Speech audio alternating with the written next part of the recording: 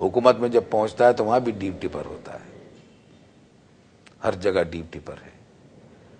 ایک واقعہ میں آپ کو سنا دوں۔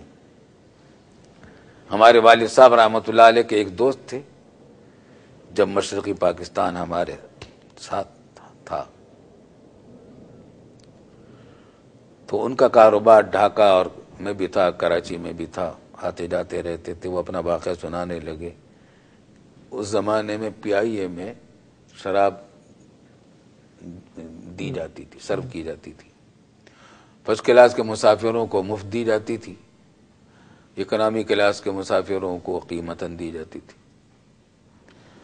تو وہ اپنا واقعہ سنانے لگے کہ میں فرسٹ کلاس میں تھا، ایئر ہوسٹس شراب کا جام لے کر آئی، بوتل لائی، میں نے انکار کر دیا، پھر دوسری آئی تو اس کو بھی میں نے انکار کر دیا، پھر پرسر آیا کہ آپ شوق نہیں فرما رہے، تو میں نے کہا کہ میں تو نہیں لیتا، لیکن کئی مرتبہ آپ کے ہاں سے تواضع ہو چکی ہے، اس واسطے آپ ایسا کریں، یہ شراب جو آپ میرے لیے لائے ہیں یہ پائلٹ کو پلا دیں، جہاز کے پائلٹ کو پلا دیں۔ تو وہ کہا کہ صاحب وہ تو نہیں پیے گا۔ تو کہتے میں نے پوچھا کیوں نہیں پیے گا؟ تو نے کہا کہ وہ تو آن ڈیوٹی ہے۔ تو کہتے ہیں کہ میں نے کہا میں بھی آن ڈیوٹی ہوں، میں بھی ڈیوٹی پر ہوں۔ انہوں نے کہا آپ کہاں ڈیوٹی پر؟ آپ تو سفر میں ہیں۔ کہا کہ میں مسلمان ہوں، اور مسلمان جہاں ہوتا ہے وہ ڈیوٹی پر ہوتا ہے۔ تو اسلام دین ہے، اس نے سب کے نظامات دیے ہیں۔ اب رہ گیا یہ سوال کہ پھر ہمارے یہ مسائل سیاسی، اقتصادی، معاشرتی اور انتظامی اور دفاعی، ان معاملات کو کیسے حل کرے گا اسلام؟ تو اصولی بات تو میں آپ سے عرض کر چکا کہ ایسے کرے گا کہ جو ہمارے رب کائنات نے جو طریقے بتلا رکھے ہیں، قرآن میں بتا رکھے ہیں، تمام چیزوں کی تعلیمات دے رکھی ہیں۔ رسول اکرم صلی اللہ علیہ وسلم نے اپنی ہدایات میں اصول دے دیے ہیں جو قیامت تک کے لیے رہنما ہیں۔ مثلا یہ کہ سیاست میں یہ بات ہے کہ حاکمیت، اصل حاکمیت اعلیٰ اللہ رب العالمین کی ہے۔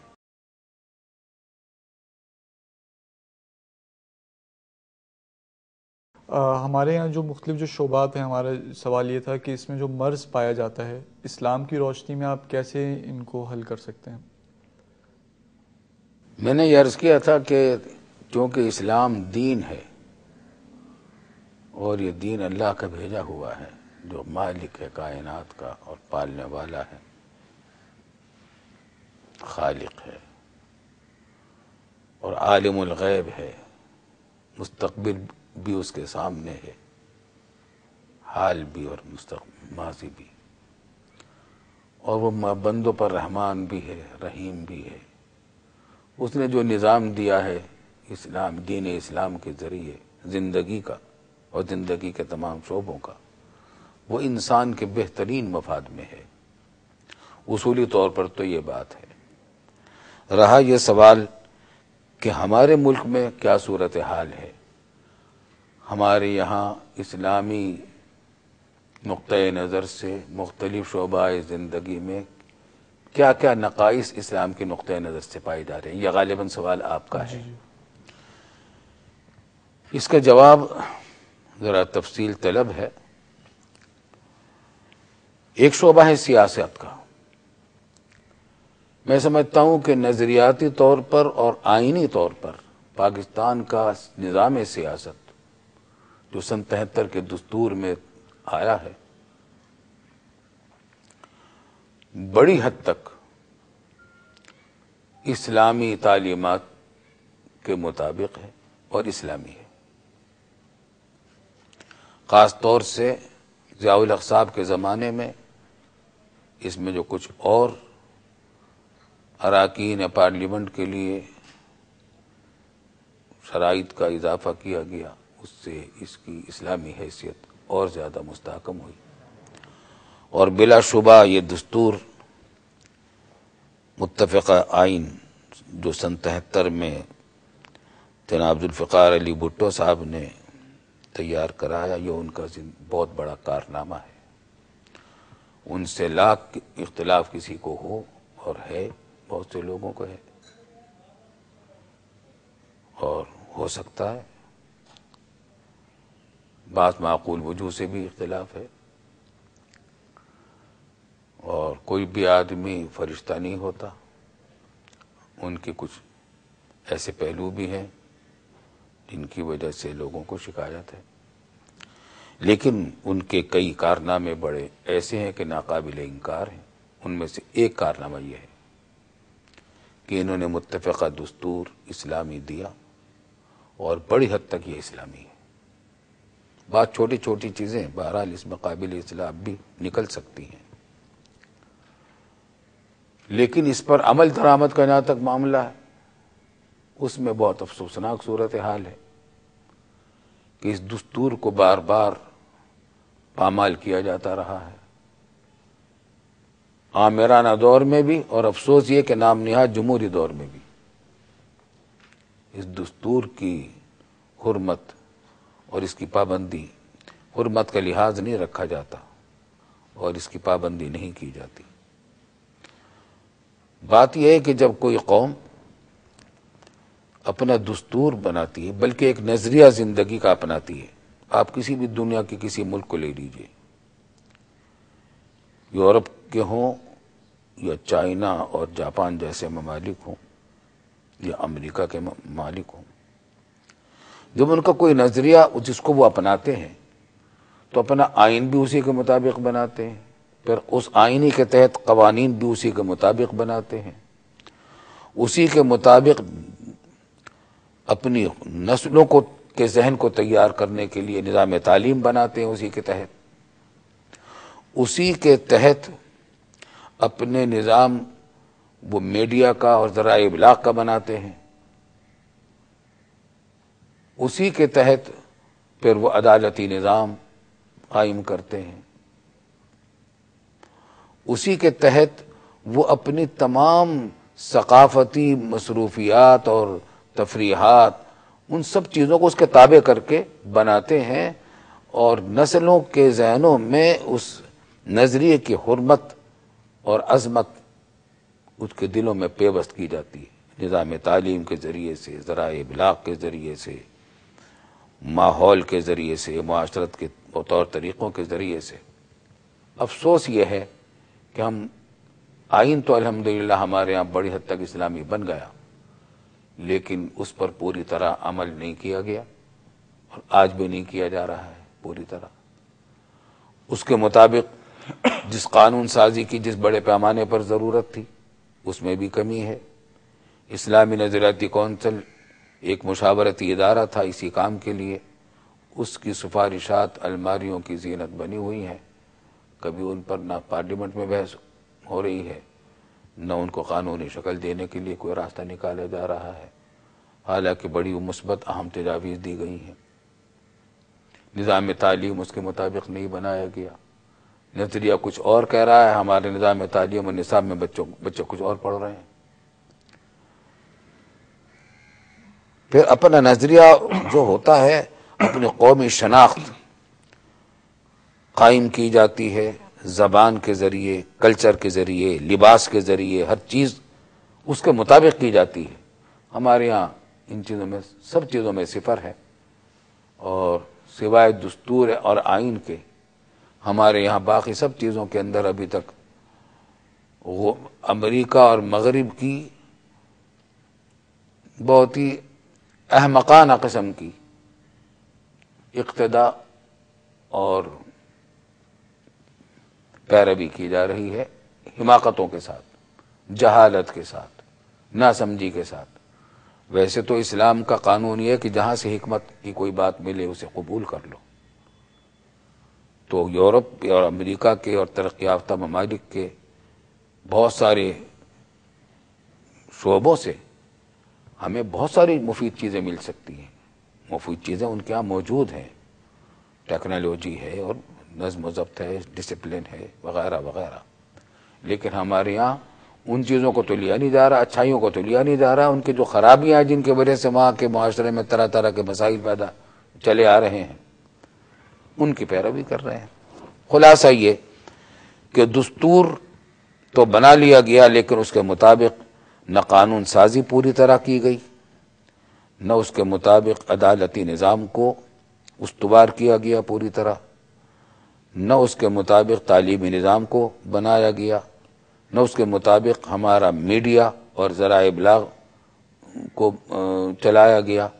نتیجہ یہ ہے کہ ایک ہمارا نوجوان جو ہے وہ ایک کشمکش کا شکار ہے۔ مسجد میں جاتا ہے تو کچھ اور سنتا ہے، اسکول میں جاتا ہے تو کچھ اور سنتا ہے، بازار میں جاتا ہے تو کچھ اور دیکھتا ہے، تفریح گاہ میں جاتا ہے تو کچھ اور نظر آتا ہے اس کو۔ کشمکش کا شکار ہے۔ ایک رخ یک رخا نہیں ہے ہمارے یہاں کا نظام، جبکہ ہر قوم اپنی زبان اپنے ملک کا ایک رخ مقرر کر کے سارے شعبوں کو اس کے تابع کرتے ہیں۔ ہمارے یہاں یہ نہیں ہو رہا۔ اچھا مفتی صاحب، اب جو میں سوال آپ سے کروں گا وہ ذرا ایک اس کی تمہید باندھوں گا تاکہ آپ کو کلیئر ہو جائے کہ میں کیا کہنا چاہ رہا ہوں۔ ایک تو یہ کہ ماضی میں جو اسلامی نظام کے غلبے کے لیے پاکستان میں جو کوششیں کی گئیں، ایک تو میں یہ جاننا چاہوں گا آپ سے کہ آخر وہ کیوں ناکام ہوئیں۔ دوسری ایک بات یہ ہم دیکھتے ہیں کہ ابھی حال ہی میں ہم نے دیکھا کہ وکلاء نے ایک تحریک چلائی کہ چیف جسٹس آف پاکستان کو واپس ان کو ری انسٹیٹ کیا جائے، اور وہ 2 سال تک مسلسل اس جدوجہد میں لگے رہے کہ چیف جسٹس کو ان کا کھویا ہوا مقام مل جائے۔ پھر ہم دیکھتے ہیں کہ 2 سال کے عرصے میں وہ کامیاب بھی ہوئے۔ تو ایک مسلمان ہونے کے ناطے اور پاکستانی ہونے کے ناطے میں یہ سوچتا ہوں کہ ہمارے ملک میں مطلب یہاں سے کراچی سے لے کے آگے شمالی علاقہ جات تک ہزاروں مدارس ہیں جن میں لاکھوں کی تعداد میں طالب علم ہیں۔ پھر دوسری طرف ہمارے یہاں بہت سی اصلاحی دینی جماعتیں ہیں جن کی بھی تعداد لاکھوں میں اجتماعات ہوتے ہیں ان کے۔ پھر ہمارے پاس دینی سیاسی جماعتیں بھی ہیں، ان کی بھی اپنی ایک قوت ہے۔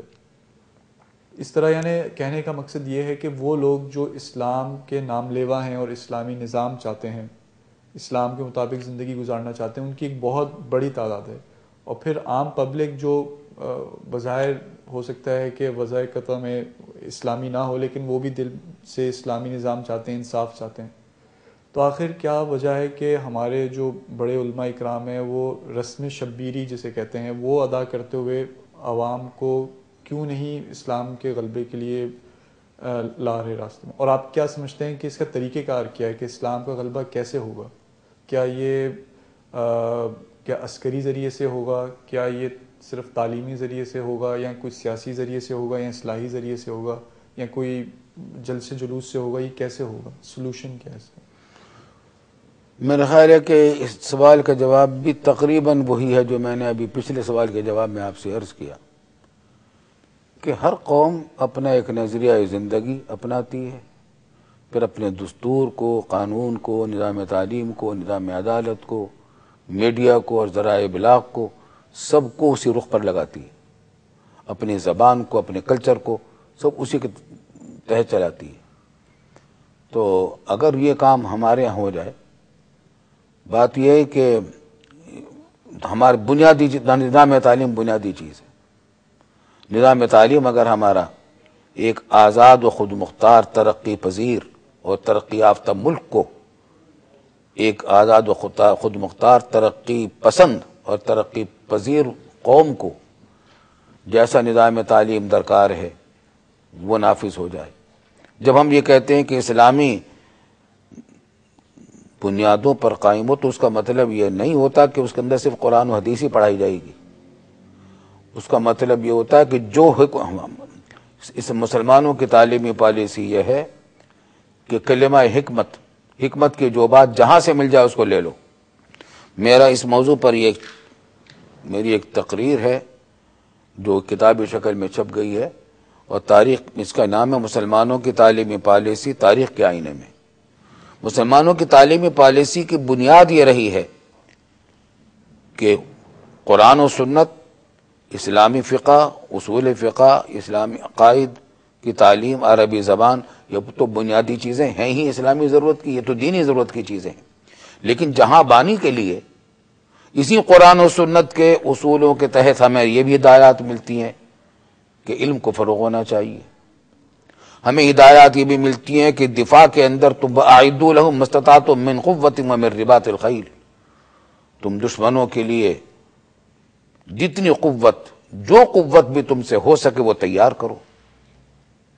تو ہم دفاع کے لیے، اس کے لیے ہمیں سائنس اور ٹیکنالوجی میں اعلیٰ درجے کی مہارت ایسی ہمارے اندر ہونی چاہیے کہ جس میں ہم جدید ترین ترقی یافتہ اقوام سے آگے نکل سکیں، نہیں ہے کہ ان کے برابری کر سکیں، ان سے آگے نکل سکیں۔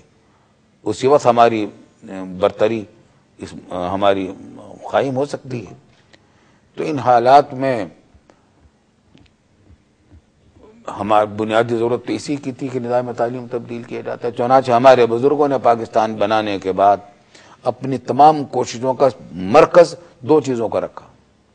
ایک یہ کہ پاکستان میں دستور اسلامی بنیادوں پر بن جائے، اور دوسرے ایک تعلیم نظام بالکل اسلامی اصول کے بنیاد پر بن جائے، یعنی جدید ترین عصری علوم، جدید ترین سائنس اور ٹیکنالوجی کی دریافتیں وہ سب ہمارے نظام تعلیم کا جز بنے، لیکن ایک آزاد و خود مختار اسلامی ملک کی ضرورت کو سامنے رکھتے ہوئے، اور اس میں ذہنی طور پر غلامی نہ آئے، مروبیت نہ آئے، احساس کمتری کا شکار ہمارا طالب علم نہ ہو۔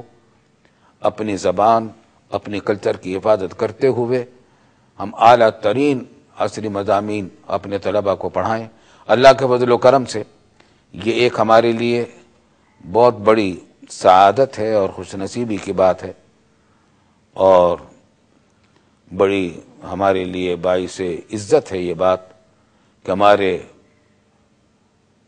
سائنسدانوں نے جو الحمدللہ قومی اور اسلامی حمیت اور ضرورت کا احساس رکھنے والے تھے، قوم کی تڑپ اور دین کی تڑپ اللہ نے ان کے دنوں میں دی تھی، ان کا ایک کارنامہ ہے کہ انہوں نے ایٹمی صلاحیت سے پاکستان کو لیس کیا، اور الحمدللہ ہم ایٹم بم بنانے میں کامیاب ہو گئے۔